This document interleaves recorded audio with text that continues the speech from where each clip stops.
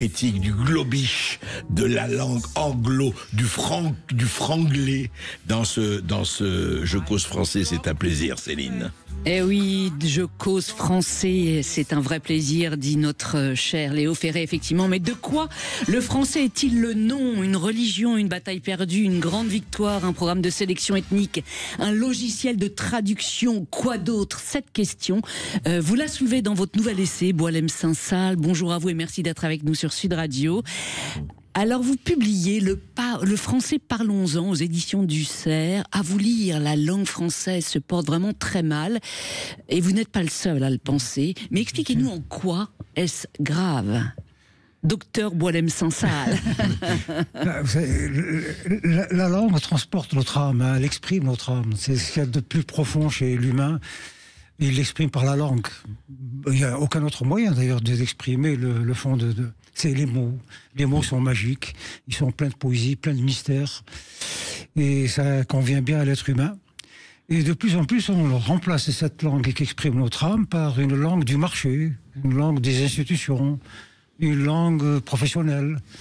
Et ça, c'est dramatique parce qu'au fur et à mesure, on perd un peu de notre âme. Et oui, effectivement, aujourd'hui, c'est comme vous le dites dans votre livre, c'est le triomphe du globish et du wesh-wesh. L'invasion, effectivement, de l'anglais et de l'arabe dans notre langue participe vraiment à notre déclin, selon vous? Moi, j'ai rien contre ces langues. Le globish, il a sa place dans la société, le wesh-wesh aussi. Non, c'est que il y a derrière un processus de colonisation. Des idées qui ne sont pas françaises s'installent en France et petit à petit colonisent quelque part dans le livre, je dis que les Français sont colonisés par eux-mêmes. Moi, je considère des gens, comme vous avez cité tout à l'heure, Mélenchon et compagnie, sont des colonisateurs. Ils colonisent la France et la langue française en utilisant un répertoire soviétique, vénézuélien. Non, voilà, la France. Ah oui, même sur le plan des idées. C'est-à-dire que quand, par exemple, Mélenchon parle de Chavez et compagnie, voilà. Il a besoin de puiser ses références ailleurs. C'est ça. Voilà, c'est ça. Mais alors, justement, il faudrait qu'on apprenne l'espagnol de vénézuélien pour. Oui, exactement. Mais revenons même à la langue. C'est quand même frappant. Bon, on peut vous dire, oui, attendez, vous êtes ok, mais qu'est-ce que vous voulez quand j'entends effectivement le teasing? Vous voyez, on dit on va faire un teasing. Ou alors, par exemple, quand il y a les grandes dans les supermarchés, on dit c'est le Black Friday. On dit même pas vendredi noir, etc. On dit Black Friday. Est-ce que c'est pas là, est-ce qu'on n'a pas, de ce point de vue, perdu la partie? Ah ben oui, non mais on l'a déjà perdu. Voilà, il faut déjà nommer les choses. C'est une défaite.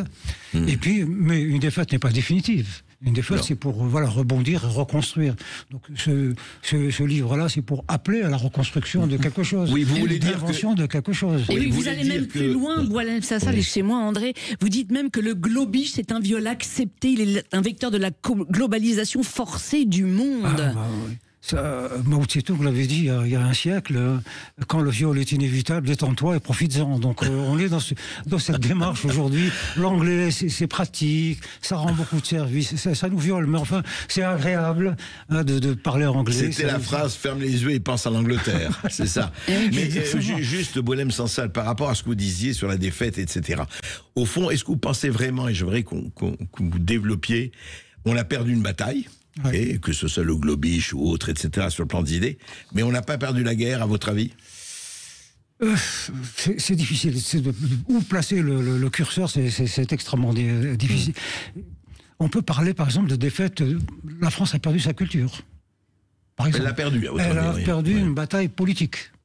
Elle n'arrive pas à trouver sa place dans le monde. Elle est chassée de partout. Elle n'arrive pas à trouver sa place, à s'imposer en Europe. Donc il y a une bataille politique qui est perdue. Bataille culturelle, bataille linguistique. On est vraiment à la ramasse, selon vous? Oui, franchement, on est à la ramasse, et c'est d'autant plus grave qu'on ne l'accepte pas. On ne fait pas ce constat pour rebâtir. On ne fait pas ce constat et donc on ne peut pas se défendre si on ne fait pas le constat. Voilà, c'est ça. Absolument. Il faut nommer les choses. Camus l'avait dit. Il faut nommer les choses et après les choses Je crois qu'après, c'est plus facile. Quand on sait de quoi on parle, on peut avancer. Eh oui. Mais le français, effectivement, a longtemps été la langue de la culture, de la liberté, de la beauté, de la révolution. Diplomatie. Effectivement, de l'art de vivre, même, dans la légèreté, comme vous le dites dans votre livre. Est-ce qu'on a perdu la volonté de puissance? Ah, bah voilà, c'est le terme. Voilà.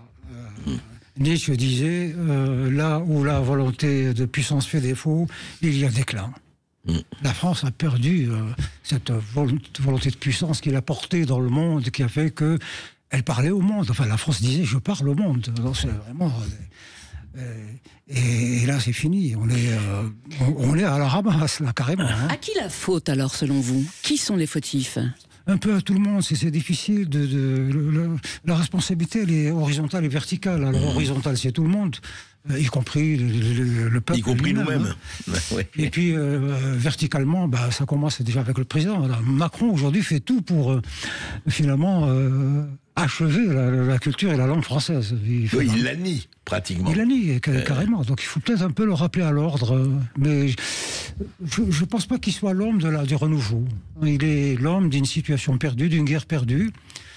Il faut s'inventer de nouveaux héros. De héros. Et pourtant...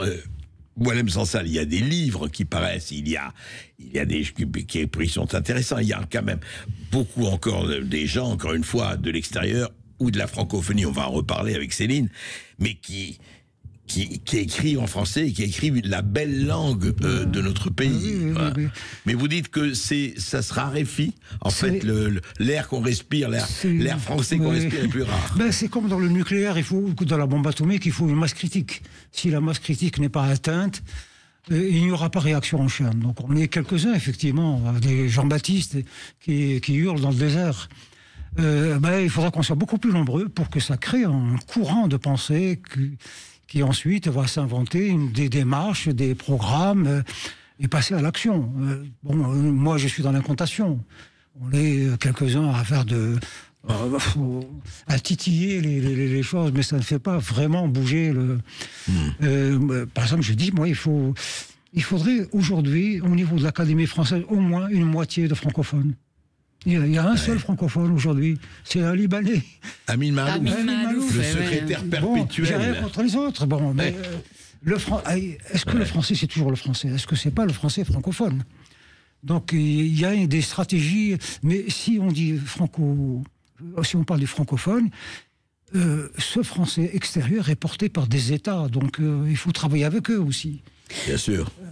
La France, 60 ans après, n'est pas arrivée à amener l'Algérie à adhérer à la francophonie. Parce que l'Algérie n'est pas la francophonie. C'est le seul pays francophone au monde qui n'est pas dans la francophonie. Alors que c'est le plus important.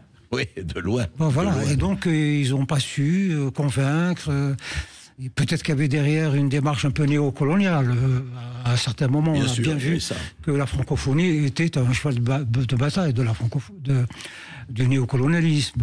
On l'a très bien vu avec Sarkozy. Aujourd'hui, l'enseignement du français régresse en Algérie. Ouais. Alors, oui, au niveau de l'institutionnel, oui. Mais ils s'enseignent à travers Internet. Parce que les Français sentent qu'ils ont besoin du français. Parce que une partie des Algériens vivent en France. Donc il y a un lien charnel avec ce pays-là.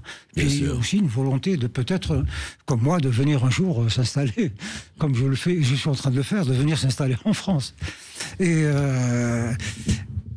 donc, c'est un anglais, moi, je suis en train d'analyser ce français qui est en train de naître, est très très curieux, parce que, c'est du français, mais il porte des valeurs qui ne sont pas françaises. C'est ça qui est étonnant. Ça veut dire qu'on prend la coquille, mais pas le fruit qui est à l'intérieur de la coquille. Vous voulez dire, le verre est dans le fruit. Le verre du cosmopolitisme est dans le fruit. Oui, parce que le français est devenu un vecteur de l'islamisme, dans la mesure où l'islamisme s'installe ici, il a besoin, il veut convertir qui? C'est les Français, donc il faut qu'ils parlent sa langue, et qu'ils connaissent ses coutumes. Et donc ils s'approprient le français comme instrument pour le retourner contre eux. Et ils réussissent parfaitement, à travers les quartiers, les mosquées, les associations culturelles et culturelles. C'est la tactique du judo, on récupère... l'arme chez son adversaire et on la retourne contre lui. Mais pardon, est-ce que cette poussée, ce que dit du français, disons, utilisé par les islamistes, et ce qui n'est pas quand même très minoritaire par rapport au français utilisé par le côté globish, justement, le gloubi-boulga de la langue universelle. Est-ce que vous pensez qu'ils s'aident les uns les autres, en fait, qu'il y a une synergie entre les deux, voulu ou pas. Un de nos grands écrivains, hélas assassiné par les islamistes, Taha Jaout, nous a laissé une phrase... plusieurs phrases formidables, et notamment il faisait remarquer qu'il y avait deux Algéries. Une Algérie qui avance et une Algérie qui recule. Je crois qu'aujourd'hui on peut dire ça de la France. Il y a une France qui avance, bien sûr. Dans certaines régions de France, les choses vont plutôt bien, les gens sont heureux, dans l'air, voilà, les choses se passent bien. Et puis dans certains endroits, les choses se passent mal, de plus en plus mal. C'est la France qui recule. Ouais. Alors... c'est l'ascenseur monte, le contrepoids descend, on en est là, quoi. Et lequel va le plus vite. C'est ça. Et oui. Et vous dites même dans votre livre qu'un jour on parlera le chinoïche, Boualem Sansal. Vous pensez qu'on va être aussi, notre langue va être envahie par le chinois bientôt? C'est garanti, ça. Hein. On commence beaucoup, les jeunes étudiants vont de plus en plus dans la filière chinoise que... Par exemple, ils allaient sur l'anglais, sur l'allemand. Ça, c'est le chinois. On choisit le chinois. Il y a un peu d'exotisme, un peu de romantisme à cela, mais il y a quand même derrière une réalité. Hein. La Chine avance à petits pas. Donc on ne verra jamais le moment où la Chine va nous coloniser. On ne le voit pas. Et c'est comme l'humidité, elle est là, elle infiltre les murs doucement, doucement. On ne le voit pas jusqu'au jour. On dit, tiens, ça commence à sentir le moisi. La route du soie va être envahie par la route de la soie. Oui, absolument. Absolument. Oui, en tout cas, dans votre livre, ce qui ressort, c'est que vous ne comprenez pas, effectivement, et vous le dites textuellement, vous ne comprenez pas pourquoi les Français cèdent devant tous ces parlers débilitants, dites-vous précisément.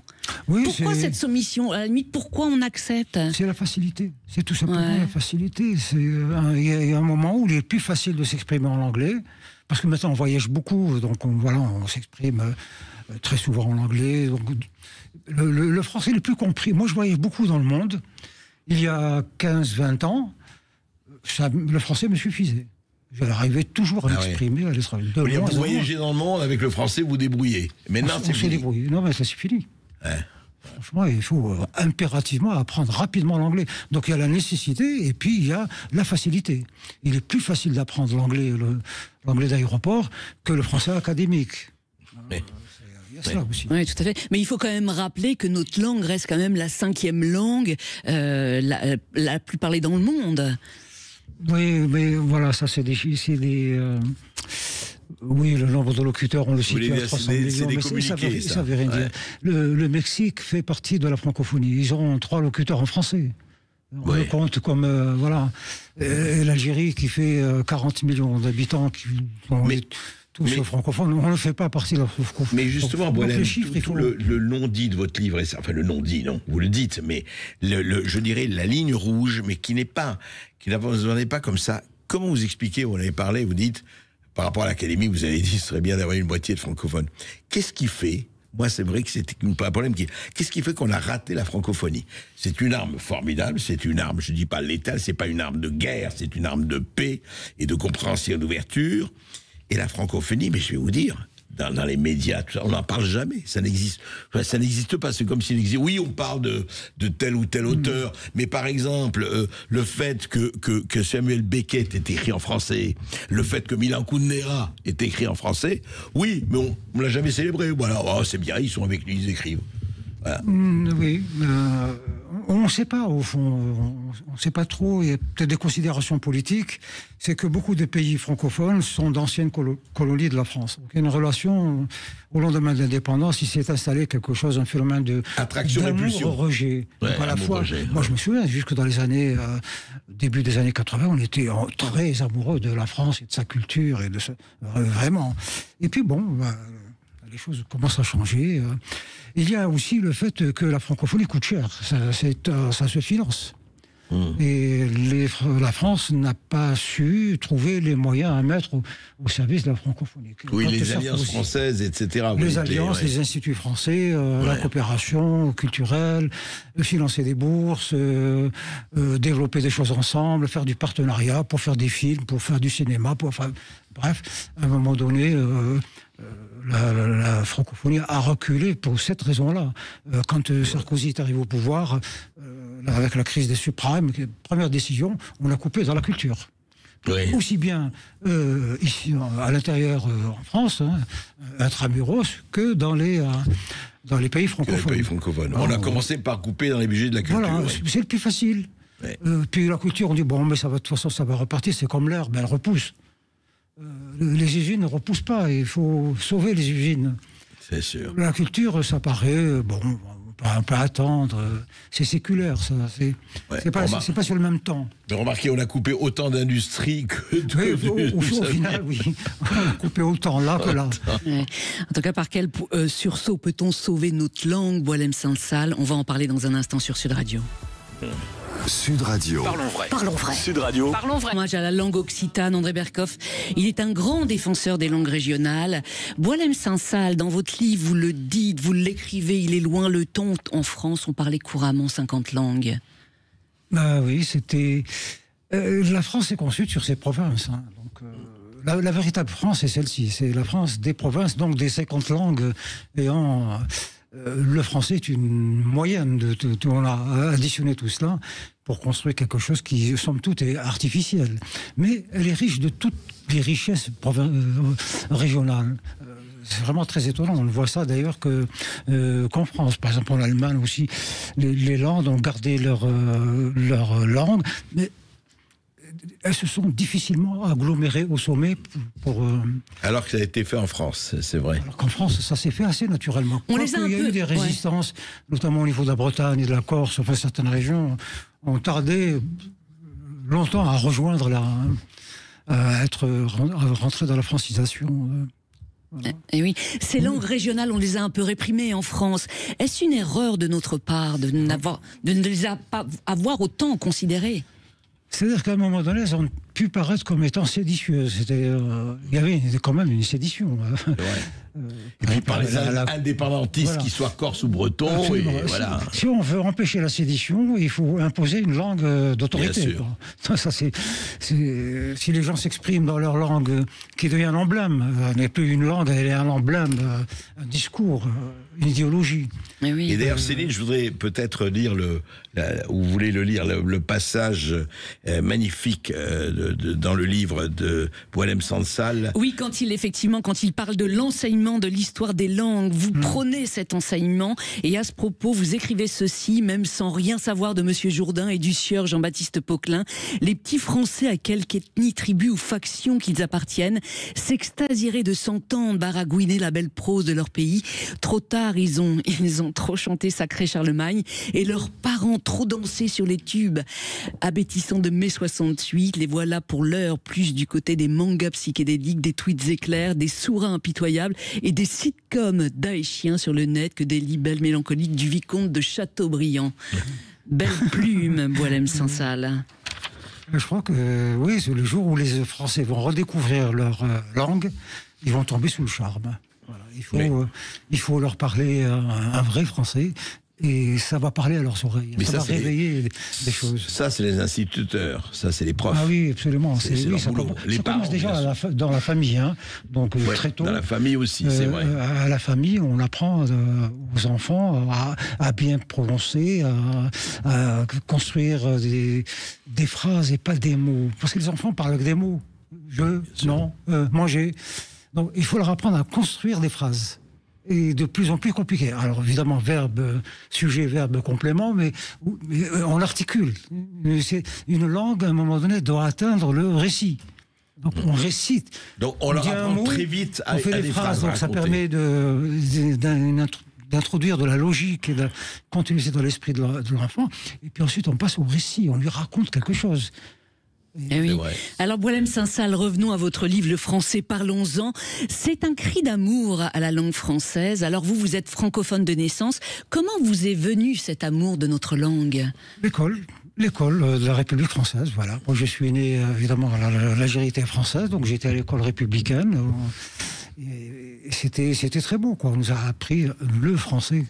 Que la République. Est-ce que vous aviez, comme moi, à Beyrouth, nos ancêtres les Gaulois? Nos ancêtres les Gaulois, on a chanté cela en rang. Et... Ouais, mais la France a été un excellent colonisateur culturel. Tout à fait. Très mauvais colonisateur politique. N'a pas pris conscience que les gens, ils ont une culture, ils ont une identité, qu'il faut mélanger ces choses-là et essayer de construire quelque chose ensemble. Mais sur le plan culturel, c'était fameux. Oui. Alors vous, par exemple, quels sont les... Elle nous a francisé en 2 temps, 3 mouvements. Elle nous a fait aimer cette langue. Elle nous a fait aimer la poésie française. Elle nous a fait aimer les grands auteurs. Lamartine, Victor Hugo. C'est... Jules Verne, Dumas. C'était presque demi-dieu. Hein. C'était plus un écrivain, c'était un prophète. C'est vrai. Et écoutez, et quand vous pensez qu'en Argentine, au Liban et ailleurs, on pouvait dire « Ariane, ma sœur, de quel amour blessé, vous mourûtes au bord, où vous fûtes laissé ». Fabuleux, fabuleux. Non, je crois que nous avons un auditeur, Michel. Bonjour Michel. Oui, bonjour. Bonjour André, et merci de me recevoir sur votre ligne. Et c'est plutôt une remarque que je voudrais faire à monsieur Bouhemel Sansal, oui. Qui est quelqu'un que j'écoute avec beaucoup d'attention sur les réseaux en particulier. Alors, c'est sur sa vision actuelle de la langue française. J'aimerais lui donner simplement un petit... j'aimerais lui donner entièrement raison. Mais en fait, je ne peux pas. Pourquoi? Allez-y, eh Michel. bien, pourquoi? Oui, non, je pense simplement... Enfin, moi, je vis dans les côtes, dans le 22. Je vois que la pratique de la langue française, est, comme le disait M. François Asselineau, est quand même en progression dans le monde. Et ça, c'est une chose qu'il ne faut pas oublier. Et la deuxième chose, c'est que le regard que portent les pays francophones est plutôt nuancé. C'est-à-dire qu'ils comptent encore sur cet esprit français qui n'est pas mort. Voilà, je serai très court et je voulais dire ça à monsieur Bouhemel, que je crois qu'il aime vraiment la France, c'est pour ça qu'il a cette analyse parfois un petit peu sévère. Voilà. Alors Bouhemel Sansal. Oui, c'est vrai que le français se répand dans le monde, puisqu'il y a... la francophonie existe encore, les instituts sont encore là, ils forment. Mais moi, j'ai beaucoup fréquenté ces instituts. On apprend le français comme on apprend l'anglais. C'est de l'anglish, c'est du franglish.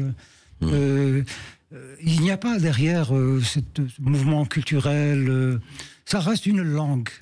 La langue, c'est la langue plus la culture. Oui.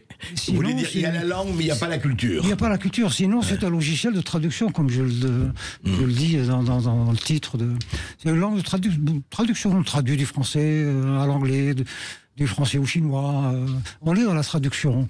Et la traduction est souvent une trahison, en tout cas au niveau du sens profond.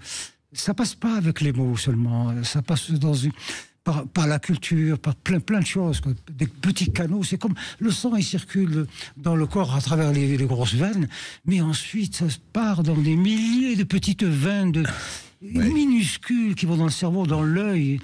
C'est ça qui manque. Ce qu'on enseigne, c'est bon, prof qui a 30 jeunes en face de lui, bon, il apprend la conjugaison, les trucs, enfin...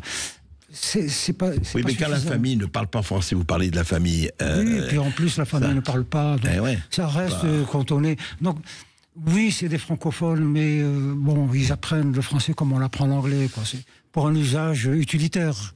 Oui. Alors vous, Bouhemel Sansal, vous êtes un militant de la francophonie depuis toujours.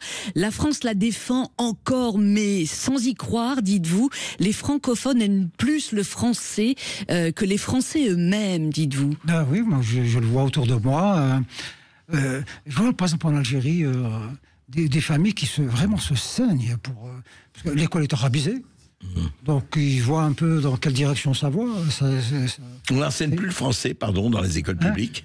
On n'enseigne plus le français dans les écoles publiques d'Algérie. Ah, c'est fini. On l'enseigne à part 1 heure par semaine. C'est tout. C'est tout. Oui, l'ambition aujourd'hui du président, c'est d'angliciser le pays, apparemment. Oui, la décision est prise, les choses commencent à se mettre en place. Hein. Donc, je pense que dans 5 ans, ça va être comme le Rwanda. En 5 ans, ils sont passés du français 100% à 100% anglais. Ah oui. Donc, on est là. Nous, on est face à deux phénomènes. Donc, il y a l'anglais, l'arabe, puis on a aussi un problème avec le berbère. Oui, en plus. La question est compliquée. Hein. Eh oui. Alors à propos des francophones, dans votre livre, vous écrivez aussi ceci, vous dites: les francophones se demandent s'il faut laisser le français à la garde des Français ou le prendre sous leur protection collégiale ou le mettre sur la curatelle de l'UNESCO. Mais à quel francophone confier la garde de notre langue, Boualem Sansal? Je suis candidat. Ministre de la francophonie. Mais il faut créer un front de libération du français par les francophones. Oui, je pense qu'il faut... je crois qu'ils ont des choses à dire. Mais en plus de ça, c'est-à-dire qu'en plus du français, ils apportent quelque chose. Je sais pas, quand... on parle de Mabankou, et il apporte quelque chose du Congo. Le Congo, c'est quand même une richesse culturelle. Il s'exprime en français, mais il amène quelque chose à travers ses livres, un regard sur le monde que la France n'a plus. Maintenant, la France ne cherche plus à regarder le monde. Elle regarde à peine l'Europe. Et elle ne sait peut-être pas le faire. Et Senghor et tous les autres, enfin. Oui, c'est-à-dire, vous dites qu'au Congo et au Sénégal, c'est là que le français se porte mieux. Oui, je l'ai constaté. Les gens dans la rue parlent un français très correct. Plus correct que celui qu'on entend dans beaucoup de quartiers ici. Ah oui. Alors, je ne vous dis pas les intellectuels. Souleymane Diane parle un français. Mais alors, vraiment, je ne sais pas si à l'Académie, on le comprendrait, quoi. Juste, Céline, nous avons Pépito au téléphone. Pépito qui nous appelle de Brive-la-Gaillarde. Voilà, encore. Brive-la-Gaillarde, quand même. Au moins du rugby. Bonjour, Pépito. Oui. Bonjour à toute l'équipe. Salut, Pépito. Alors, on vous écoute. Moi, je voulais faire un constat. J'ai 63 ans et j'ai eu la chance de passer mon certificat d'études. Oui. Et donc le français était éliminatoire. Et moi, quand je travaillais, parce que j'ai la chance d'être à la retraite, mes collègues de boulot qui ont le BTS, le bac pro, le bac, et même mes responsables, oui. L'orthographe, quand il laissait les mots, je me tirais les cheveux. Ah ouais. Parce que là, moi, je suis pessimiste. Hein. Votre invité, peut-être qu'il est optimiste. Ouais, peut-être que au Canada, ils sont amoureux. Oui, au Québec, ils sont amoureux de la langue française. Il la modifie un peu avec beaucoup de charme. Mais en France, autour de moi, et j'ai des copains, parce que bon, j'ai un certain âge, j'ai des copains de 40 ans, et ils disent, je suis nul en orthographe. Ouais. Voilà, parce que moi, ça me fait vraiment peur, parce qu'on est en train de perdre le fil de la langue française. C'est une culture qui est très riche. Oui, Boualem Sansal, c'est vrai qu'il y a un problème. L'orthographe, c'est la langue aussi. Oui, la langue, c'est un corps et esprit. Donc, le corps de la langue est martyrisé. Regardez la langue inclusive, enfin, on invente des tas de trucs, et puis on veut simplifier. Qui exclut tout. Voilà, on supprime les accents circonflexes. Qu'on fasse, là, moi je suis d'accord, qu'on travaille sur la langue, qu'on la fasse évoluer, d'accord, mais il faut le faire intelligemment, il ne faut pas que ce soit bureaucratique, il ne faut pas que ce soit administratif juste pour des besoins, je ne sais quel besoin. La langue inclusive, qu'est-ce qu'elle apporte aux Français? Mais rien, à part ajouter des points dans des phrases, elle apporte quoi? Oui, enfin, mais selon vous... Derrière, il y a des revendications idéologiques qui sont bizarres sur le sexe. Enfin, c'est d'autres problèmes. Il faut pas tout mélanger. La langue, c'est la langue. Les questions du genre et des machins, ça se discute sur notre plateau. Oui, mais aujourd'hui, Boualem Sansal, comment sauver notre langue? Qui peut lui redonner de la grandeur? Dans votre livre, vous parlez effectivement, vous dites qu'il faudrait peut-être en faire une cause nationale de cette langue. Mais absolument, à un moment donné, oui, il faut passer à cette... C'est comme dans le système de défense, DEFCON 1, bon, on se sent menacé, mais pas trop, donc on ne bouge pas, on fait la sieste. DEFCON 2, on nous dit, attends, il y a peut-être quelque chose à l'horizon, il faut y regarder. Bon, on est à DEFCON 5. C'est-à-dire que là, on est assiégé, on le voit bien, dans tous les domaines, pas seulement sur la question de la langue. La France est en train de perdre ses bases industrielles, parce que les bases de l'économie, c'est l'industrie. Et voilà, donc clair. ça on le voit. Et donc il faut agir tous azimuts, surtout sur Et est-ce qu'on devrait se battre justement pour que notre langue devienne la langue officielle de l'Europe, par exemple? Voilà. Alors moi je pense que un des moyens de mobiliser les Français, il faut une cause. Il faut que quelqu'un porte un drapeau sur le palace blanc d'Henri IV, quoi. Et ben c'est ça. Voilà, il faut se donner ça comme objectif. Oui, la langue officielle de L'Angleterre est l'Europe, partie, le français. et on continue à utiliser sa langue comme la France est tout indiqué pour revendiquer ça, faire du français la langue. Et je pense que ça Et pas l'anglais, puisque l'Angleterre elle-même a quitté l'Europe, donc l'Union européenne. Puis voilà. Il y a encore beaucoup de francophones en Europe qui voteraient, qui accepteraient. Mais il faut se battre. Donc la France doit aider les pays comme la Hongrie, la Pologne, tout ça, à enseigner le français, à créer des liens par les bourses. Mais c'est un moyen pour ancrer la lutte. Hein. Oui. Sinon, on peut le faire intramuros, tout simplement. Ça, il faut. C'est au niveau de l'école, des lycées, des universités, de la presse, évidemment. Vous êtes un grand véhicule de la chose et du gouvernement. Et oui. En revanche, concernant le terme francophonie, vous expliquez dans votre livre, et effectivement vous avez entièrement raison, vous dites qu'il divise, il met d'un côté le français et de l'autre le francophone, et vous dites qu'il faudra absolument trouver un autre mot à cette francophonie. Oui, absolument. Mais est-ce que vous avez une idée, par exemple, alors moi, je lequel l'ai vu, ça a été un débat énorme entre écrivains pendant très longtemps, hein, et ça continue, un peu moins. C'est que des gens comme moi, comme Abancou, comme d'autres, quand ils vont... vous voulez acheter, mon livre, à la FNAC, vous regardez un livre en français, vous regardez le rayon français. Oui. Et vous ne trouverez pas mon livre. C'est pas vrai. Ah bon? À la FNAC, alors il est où? Dans quel rayon? Francophone, étranger. Ah, ça c'est intéressant. Je savais absolument pas Et ça, les Vous voulez dire que je vais à la FNAC, je vais Boualem Sansal, vous êtes dans le rayon francophone. La FNAC a quand même évolué sur la question, mais jusqu'à une date récente, bien sûr. Mais si je veux acheter Amine Malouf, Amine Malouf, perpétuel qu'il est de l'Académie, si je vais sur le rayon français, je ne le trouverai pas. Ah, ça, c'est pas mal. Je le trouverai dans le rayon étranger. C'est une révélation, c'est intéressant. Ah oui, francophone. Voilà. Oui, on sépare les Français, Absolument. alors que les auteurs français, etc. Les auteurs africains c'était un débat qui nous a agité pendant des mois. Et alors maintenant, on arrive à le truc inverse, c'est qu'on veut être dans le rayon francophone. On ne veut plus être assimilé aux petits écrivaillons français qui racontent n'importe quoi, de la mauvaise littérature. Oui, alors ils vont être contents, les petits écrivains français. Débat, hein. Et justement, à propos de l'écrivain franco-libanais Amine Malouf, je voudrais citer cette phrase que vous écrivez donc dans votre livre. « Nous allons vite, avant que les liquidateurs du François ne relèvent la tête et ne se liguent contre lui, le prier de la rebaptiser, en parlant de l'Académie française, de la rebaptiser donc Académie francophone et de lui trouver un hymne qui désigne nommément les ennemis de la France et des francophones. » À quoi ressemblerait cet hymne, Boualem Sansal? Mais figurez-vous qu'il y a eu des tentatives, bien sûr, d'écrivains francophones qui s'estimant lésés. Et puis ils écrivent en français. Ils sont publiés dans des maisons d'édition françaises, mais ils sont mis de côté.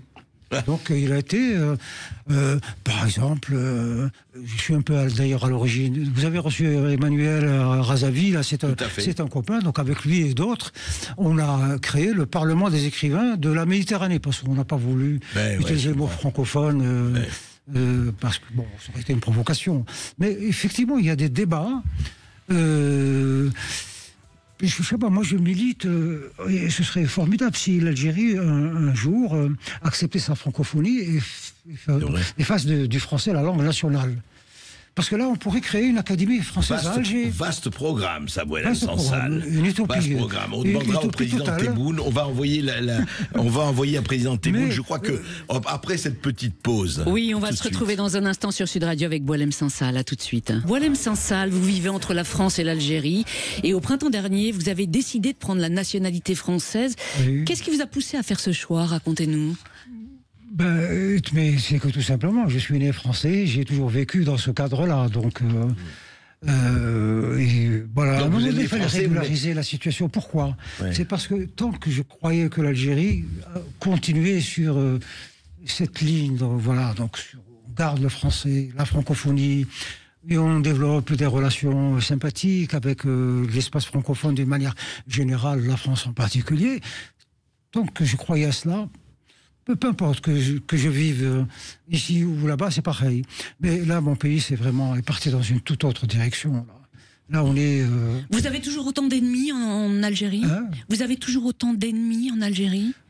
Oui, des ennemis professionnels. Hein. Ils se sont fait une profession de me... Mais quand vous dites ça part dans une autre direction. Ça part, déjà l'islamisation qui a atteint des niveaux... je veux dire, l'islamisation, à la limite, moi j'ai rien contre. Hein. Mais ça se radicalise de plus en plus. Ça devient de plus en plus fou, de plus en plus bête, au point que notre président, il y a 15 jours, il dit « Ah, si l'Égypte nous ouvrait les frontières, demain on vient envahir Israël. » Quand un président, un pays, un président tient des discours pareils, c'est fini, quoi. Et puis, la dictature en ce moment n'a jamais atteint... c'est pire que tout ce que nous avons connu. Donc vous citez fini. Dans votre livre... C'est fini, à un moment donné, il faut faire le bilan. Ouais. Et donc vous avez fait le bilan. Mais vous étiez né français, donc vous avez la nationalité française. Oui. Ouais, c'est ça. Mais l'être aujourd'hui à part entière, qu'est-ce que ça a changé en vous ? Alors c'est ce que je dis, tous les matins je me sens plus libre et plus heureux que la veille. Alors c'est pas mal. Hein. C'est très joli ça. Vous l'avez fait dans le Nirvana, mais je rappelle, vous avez cité les 13 citations qui comptent pour vous dans votre livre. J'en citerai une, elles sont magnifiques toutes. Raymond Aron, Thucydide, Le Gall, Thomas Mann, Gilles Deleuze et Boualem Sansal d'ailleurs. Mais vous avez cette chose formidable. Raymond Aron disait « L'ignorance et la bêtise sont des facteurs considérables de l'histoire, hélas. » Et vous luttez contre ça. Oui, mais c'est ce qu'on voit. Voilà. C'est ce qu'on voit, hein. Absolument. Boualem Sansal, merci d'être venu sur Sud Radio. Au début de votre livre, vous précisez Boualem Sansal, écrivain francophone à la retraite, en recherche d'une vraie espérance. On vous souhaite bonne chance avec André Berkoff dans votre quête. Je rappelle donc que votre livre, Le Français, parlons-en, est paru aux éditions du Cerf. Et lisez-le parce que vraiment c'est un grand plaisir de langue, de lecture et de réflexion. Vraiment. Olé, je disais en lisant ce livre. Un très grand livre. Merci à vous. Tout de suite, vous retrouvez Brigitte Lahaie sur Sud Radio.